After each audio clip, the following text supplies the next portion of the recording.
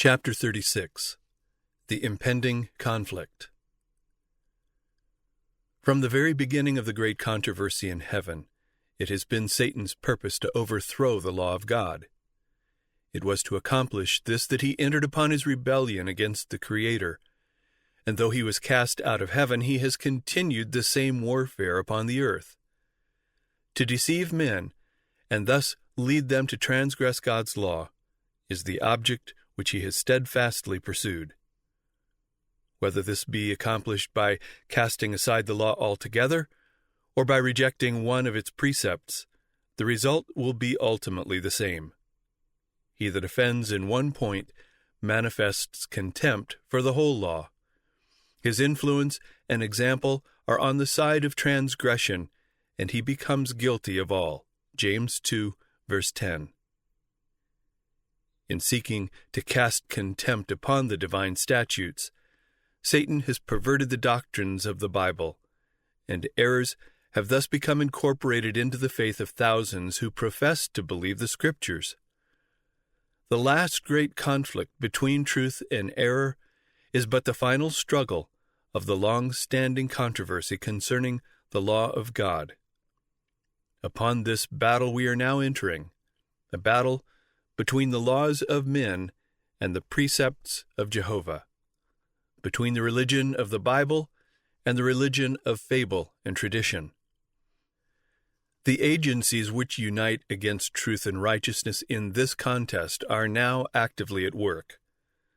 God's holy word, which has been handed down to us at such a cost of suffering and blood, is but little valued. The Bible is within reach of all, but there are few who really accept it as the guide of life.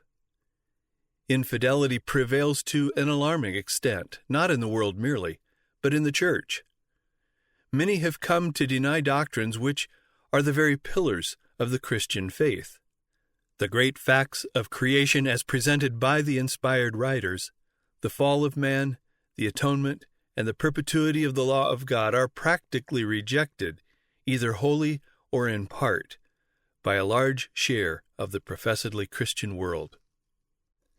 Thousands who pride themselves upon their wisdom and independence regard it as an evidence of weakness to place implicit confidence in the Bible. They think it a proof of superior talent and learning to cavil at the Scriptures and to spiritualize and explain away their most important truths. Many ministers are teaching their people, and many professors and teachers are instructing their students, that the law of God has been changed or abrogated, and those who regard its requirements as still valid, to be literally obeyed, are thought to be deserving only of ridicule or contempt. In rejecting the truth, men reject its author. In trampling upon the law of God, they deny the authority of the lawgiver. It is as easy to make an idol of false doctrines and theories as to fashion an idol of wood or stone. By misrepresenting the attributes of God, Satan leads men to conceive of him in a false character. With many, a philosophical idol is enthroned in the place of Jehovah, while the living God, as he is revealed in his Word, in Christ, and in the works of creation, is worshipped by but few. Thousands deify nature, while they deny the God of nature. Though in a different form, idolatry exists in the Christian world today as verily as it existed among ancient Israel in the days of Elijah. The God of many professedly wise men, of philosophers, poets, politicians, journalists, the God of polished, fashionable circles, of many colleges and universities, even of some theological institutions, is little better than Baal, the sun god of Phoenicia. No error accepted by the Christian world strikes more boldly against the authority of heaven. None is more directly opposed to the dictates of reason. None is more pernicious in its results than the modern doctrine so rapidly gaining ground that God's law is no longer binding upon men. Every nation has its laws, which command respect and obedience. no government could exist without them. And can it be conceived that the Creator of the heavens and the earth has no law to govern the beings he has made? Suppose that prominent ministers were publicly to teach that the statutes which govern their land and protect the rights of its citizens were not obligatory, that they restricted the liberties of the people and therefore ought not to be obeyed. How long would such men be tolerated in the pulpit? But is it a graver offense to disregard the laws of states and nations than to trample upon those divine precepts which are the foundation of all government? It would be far more consistent for nations to abolish their statutes and permit the people to do as they please than for the ruler of the universe to annul his law and leave the world without a standard to condemn the guilty or justify the obedient. Would we know the result of making void the law of God? The experiment has been tried. Terrible were the scenes enacted in France when atheism became the controlling power. It was then demonstrated to the world that to throw off the restraints which God has imposed is to accept the rule of the cruelest of tyrants. When the standard of righteousness is set aside, the way is open for the prince of evil to establish his power in the earth. Wherever the divine precepts are rejected, sin ceases to appear sinful, or righteousness desirable. Those who refuse to submit to the government of God are wholly unfitted to govern themselves. Through their pernicious teachings, the spirit of insubordination is implanted in the hearts of children and youth, who are naturally impatient of control, and a lawless, licentious state of society results. While scoffing at the credulity of those who obey the requirements of God, the multitudes eagerly accept the delusions of Satan. They give the rein to lust and practice the sins of which have called down judgments upon the heathen. Those who teach the people to regard lightly the commandments of God sow disobedience to reap disobedience. Let the restraint imposed by the divine law be wholly cast aside, and human laws would soon be disregarded. Because God forbids dishonest practices, coveting, lying, and defrauding, men are ready to trample upon his statutes as a hindrance to their worldly prosperity. But the results of banishing these precepts would be such as they do not anticipate. If the law were not binding, why should any fear to transgress? Property would no longer be safe. Men would obtain their neighbors' possessions by violence, and the strongest would become richest. Life itself would not be respected. The marriage vow would no longer stand as a sacred bulwark to protect the family.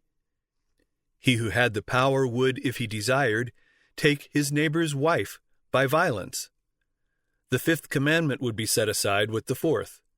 Children would not shrink from taking the life of their parents if, by so doing, they could obtain the desire of their corrupt hearts. The civilized world would become a horde of robbers and assassins, and peace, rest, and happiness would be banished from the earth. Already the doctrine that men are released from obedience to God's requirements has weakened the force of moral obligation and opened the floodgates of iniquity upon the world. Lawlessness, dissipation, and corruption are sweeping in upon us like an overwhelming tide. In the family, Satan is at work. His banner waves even in professedly Christian households. There is envy, evil surmising, hypocrisy, estrangement, emulation, strife, betrayal of sacred trusts, indulgence of lust. The whole system of religious principles and doctrines which should form the foundation and framework of social life seems to be a tottering mass ready to fall to ruin. The vilest of criminals, when thrown into prison for their offenses, are often made the recipients of gifts and attentions as if they had attained an enviable distinction. Great publicity is given to their character and crimes. The press publishes the revolting details of vice, thus initiating others into the practice of fraud, robbery, and murder, and Satan exults in the success of his hellish schemes. The infatuation of vice, the wanton taking of life, the terrible increase of intemperance and iniquity of every order and degree, should arouse all who fear God to inquire what can be done to stay the tide of evil. Courts of justice are corrupt. Rulers are actuated by desire for gain and love of sensual pleasure. Intemperance has beclouded the faculties of many, so that Satan has almost complete control of them. Jurists are perverted, bribed, deluded. Drunkenness and revelry, passion, envy, dishonesty of every sort are represented among those who administer the laws. Justice standeth afar off, for truth is fallen in the street, and equity cannot enter.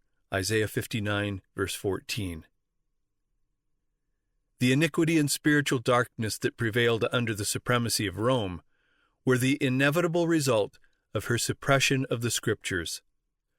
But where is to be found the cause of the widespread infidelity, the rejection of the law of God, and the consequent corruption under the full blaze of gospel light in an age of religious freedom? Now that Satan can no longer keep the world under his control by withholding the Scriptures, he resorts to other means to accomplish the same object. To destroy faith in the Bible serves his purpose as well as to destroy the Bible itself. By introducing the belief that God's law is not binding, he as effectually leads men to transgress as if they were wholly ignorant of its precepts. And now, as in former ages, he has worked through the church to further his designs. The religious organizations of the day have refused to listen to unpopular truths plainly brought to view in the Scriptures, and in combating them, they have adopted interpretations and taken positions which have sown broadcast the seeds of skepticism. Clinging to the papal error of natural immortality and man's consciousness in death, they have rejected the only defense against the delusions of spiritualism. The doctrine of eternal torment has led many to disbelieve the Bible.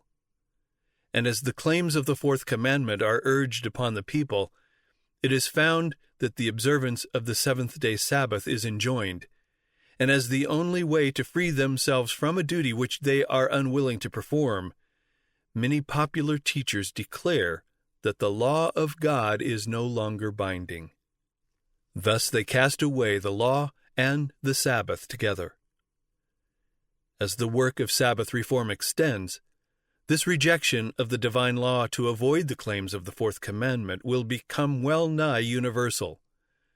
The teachings of religious leaders have opened the door to infidelity, to spiritualism, and to contempt for God's holy law. And upon these leaders rests a fearful responsibility for the iniquity that exists in the Christian world. Yet this very class put forth the claim that the fast-spreading corruption is largely attributable to the desecration of the so-called Christian Sabbath, and that the enforcement of Sunday observance would greatly improve the morals of society.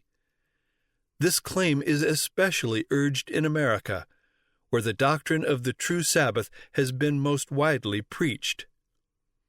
Here the temperance work, one of the most prominent and important of moral reforms, is often combined with the Sunday movement, and the advocates of the latter represent themselves as laboring to promote the highest interest of society, and those who refuse to unite with them are denounced as the enemies of temperance and reform. But the fact that a movement to establish error is connected with a work which is in itself good is not an argument in favor of the error. We may disguise poison by mingling it with wholesome food, but we do not change its nature. On the contrary, it is rendered more dangerous, as it is more likely to be taken unawares.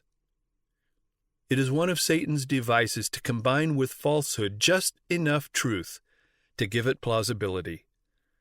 The leaders of the Sunday movement may advocate reforms which the people need, principles which are in harmony with the Bible. Yet while there is with these a requirement which is contrary to God's law, His servants cannot unite with them. Nothing can justify them in setting aside the commandments of God for the precepts of men. Through the two great errors, the immortality of the soul and Sunday sacredness, Satan will bring the people under his deceptions.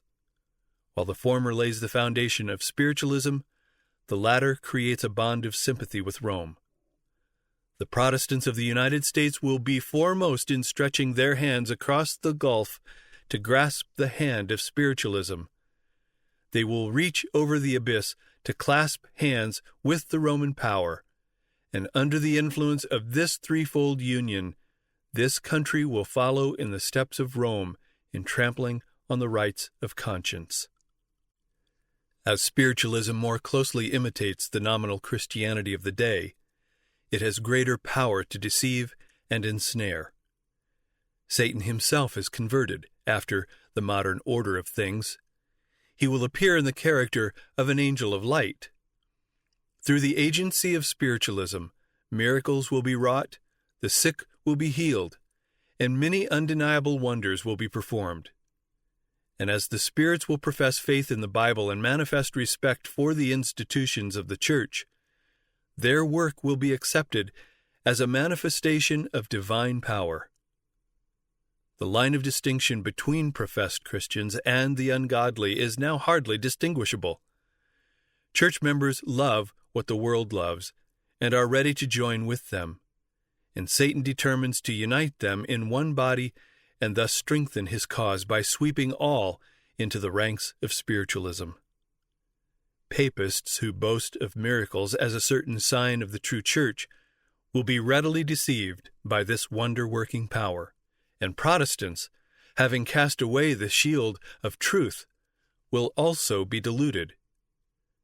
Papists, Protestants, and worldlings will alike accept the form of godliness without the power, and they will see in this union a grand movement for the conversion of the world and the ushering in of the long-expected millennium. Through spiritualism, Satan appears as a benefactor of the race, healing the diseases of the people and professing to present a new and more exalted system of religious faith. But at the same time, he works as a destroyer. His temptations are leading multitudes to ruin. Intemperance dethrones reason. Sensual indulgence, strife, and bloodshed follow. Satan delights in war, for it excites the worst passions of the soul and then sweeps into eternity its victims steeped in vice and blood. It is his object to incite the nations to war against one another, for he can thus divert the minds of the people from the work of preparation to stand in the day of God. Satan works through the elements also to garner his harvest of unprepared souls. He has studied the secrets of the laboratories of nature, and he uses all his power to control the elements as far as God allows. When he was suffered to afflict Job, how quickly flocks and herds, servants, houses, children were swept away, one trouble succeeding another, as in a moment. It is God that shields his creatures and hedges them in from the power of the destroyer. But the Christian world have shown contempt for the law of Jehovah, and the Lord will do just what he has declared that he would. He will withdraw his blessings from the earth and remove his protecting care from those who are rebelling against his law and teaching and forcing others to do the same. Satan has control of all whom God does not especially guard. He will favor and prosper some in order to further his own designs, and he will bring trouble upon others and lead men to believe that it is God who is afflicting them. While appearing to the children of men as a great physician who can heal all their maladies, he will bring disease and disaster until populous cities are reduced to ruin and desolation. Even now he is at work, in accidents and calamities by sea and by land, in great conflagrations, in fierce tornadoes and terrific hailstorms, in tempests, floods, cyclones, tidal waves and earthquakes. In every place and in 1,000 forms, Satan is exercising his power. He sweeps away the ripening harvest, and famine and distress follow. He imparts to the air a deadly taint, and thousands perish by the pestilence. These visitations are to become more and more frequent and disastrous. Destruction will be upon both man and beast. The earth mourneth and fadeth away. The haughty people do languish. The earth also is defiled under the inhabitants thereof, because they have transgressed the laws, changed the ordinance, broken the everlasting covenant. Isaiah 24, verses 4 and 5. And then the great deceiver will persuade men that those who serve God are causing these evils. The class that have provoked the displeasure of heaven will charge all their troubles upon those whose obedience to God's commandments is a perpetual reproof to transgressors. It will be declared that men are offending God by the violation of the Sunday Sabbath, that this sin has brought calamities which will not cease until Sunday observance shall be strictly enforced, and that those who present the claims of the fourth commandment, thus destroying reverence for Sunday, are troublers of the people, preventing their restoration to divine favor and temporal prosperity. Thus the accusation urged of old against the servant of God will be repeated, and upon grounds equally well established. And it came to pass, when Ahab saw Elijah, that Ahab said unto him, Art thou he that troubleth Israel? And he answered, I have not troubled Israel, but thou, and thy father's house, in that you have forsaken the commandments of the Lord, and thou hast followed Balaam. 1 Kings 18, verses 17 and 18. As the wrath of the people shall be excited by false charges, they will pursue a course toward God's ambassadors, very similar to that which apostate Israel pursued toward Elijah. The miracle-working power manifested through spiritualism will exert its influence against those who choose to obey God rather than men. Communications from the spirits will declare that God has sent them to convince the rejectors of Sunday of their error, affirming that the laws of the land should be obeyed as the law of God. They will lament the great wickedness in the world and second the testimony of religious teachers that the degraded state of morals is caused by the desecration of Sunday. Great will be the indignation excited against all who refuse to accept their testimony. Satan's policy in this final conflict with God's people is the same that he employed in the opening of the great controversy in heaven. He professed to be seeking to promote the stability of the divine government, while secretly bending every effort to secure its overthrow. And the very work which he was thus endeavoring to accomplish, he charged upon the loyal angels. The same policy of deception has marked the history of the Roman Church. It has professed to act as the vicegerent of heaven, while seeking to exalt itself above God and to change his law. Under the rule of Rome, those who suffered death for their fidelity to the gospel were denounced as evildoers. They were declared to be in league with Satan, and every possible means was employed to cover them with reproach, to cause them to appear in the eyes of the people and even to themselves as the vilest of criminals. So it will be now.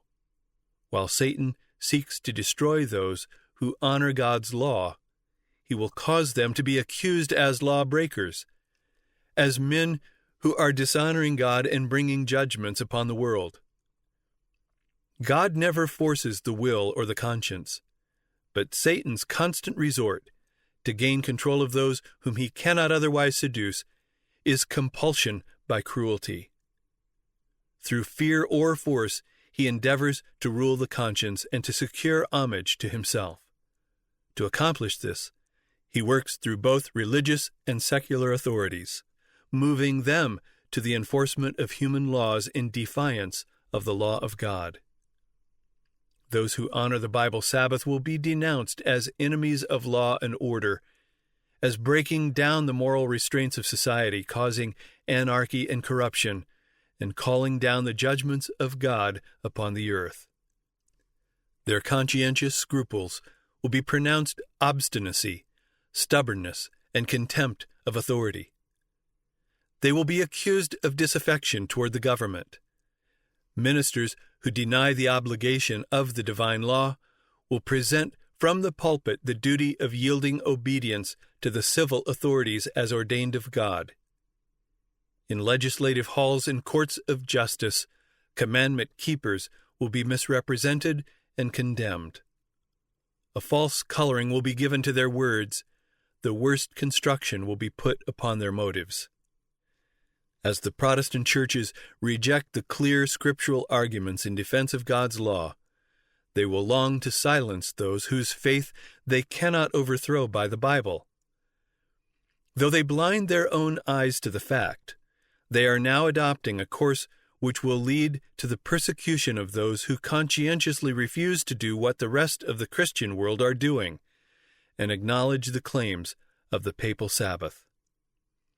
The dignitaries of church and state will unite to bribe, persuade, or compel all classes to honor the Sunday. The lack of divine authority will be supplied by oppressive enactments. Political corruption is destroying love of justice and regard for truth, and even in free America, rulers and legislators, in order to secure public favor, will yield to the popular demand for a law enforcing Sunday observance. Liberty of conscience, which has cost so great a sacrifice, will no longer be respected. In the soon coming conflict, we shall see exemplified the prophet's words, "The dragon was wroth with the woman, and went to make war with the remnant of her seed, which keep the commandments of God, and have the testimony of Jesus Christ." Revelation 12, verse 17.